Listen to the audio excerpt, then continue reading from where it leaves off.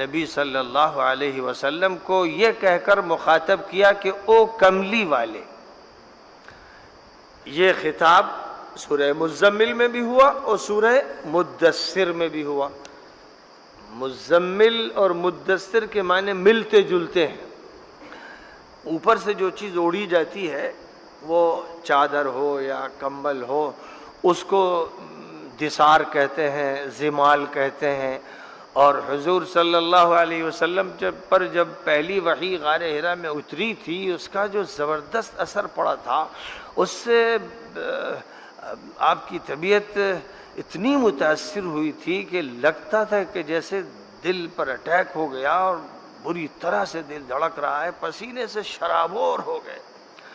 اور گھر جب پہنچے تو خود اپنا کمبل اٹھا کر اور پلنگ پر لیٹ کر اس کو اوڑھنے کی ہمت و طاقت نہیں رہی، گئے اور پلنگ پر گر پڑے.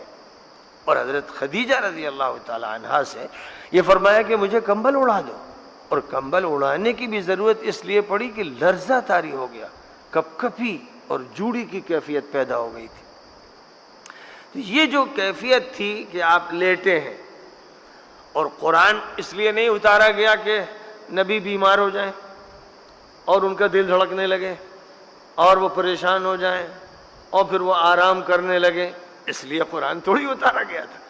قرآن تو اتارا گیا تھا اس لیے کہ اس کے ذریعے ایک انقلاب لایا جائے گا، اس کے ذریعے جاہلیت سے مقابلہ کیا جائے گا، اس کے ذریعے سے کفر و شرک کی بے کنی کی جائے گی، اس کے ذریعے اسلام کا قلعہ تعمیر کیا جائے گا، اس کے ذریعے اللہ کے کلمے کا بول بالا ہوگا. اس لیے اتارا گیا تھا.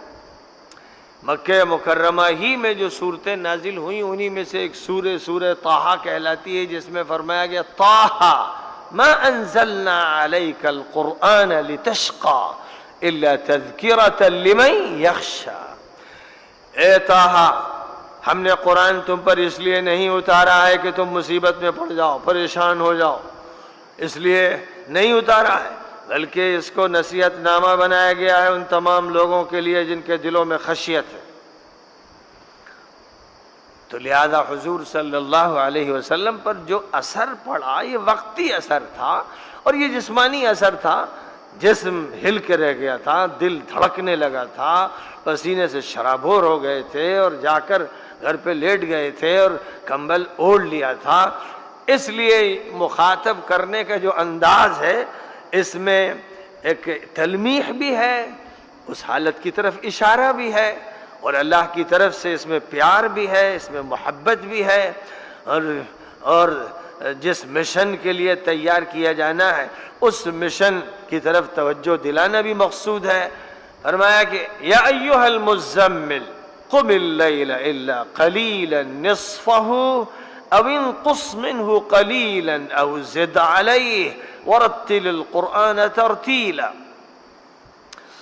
ایک کمبل اوڑھ کر لیٹنے والے، ایک کملی والے، رات میں کھڑے رہا کیجئے، سوائے تھوڑے حصے کو چھوڑ کر.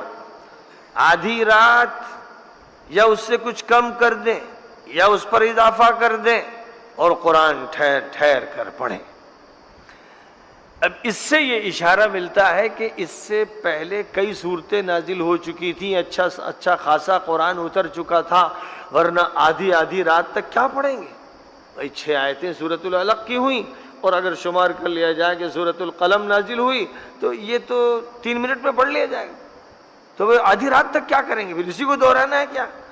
اس سے یہ اشارہ ملتا ہے کہ اچھا خاصا قرآن پاک اس سورۃ المزمل سے پہلے اتر چکا تھا. تبھی یہ بات فرمائی گئی کہ آدھی رات تہجد پڑھیے، 2/3 رات پڑھیے، 1/3 رات پڑھیے. رات میں بڑا وقت اس طرح گزاریے.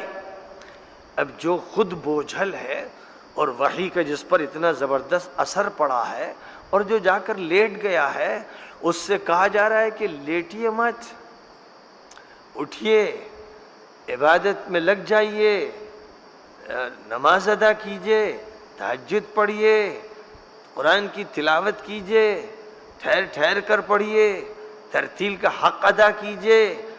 یہ حکم دیا جا رہا ہے. اس لیے کہ جو مشن ہے جس کا ابھی آگے ذکر آ رہا ہے، اس مشن کی تیاری اسی سے ہوتی ہے۔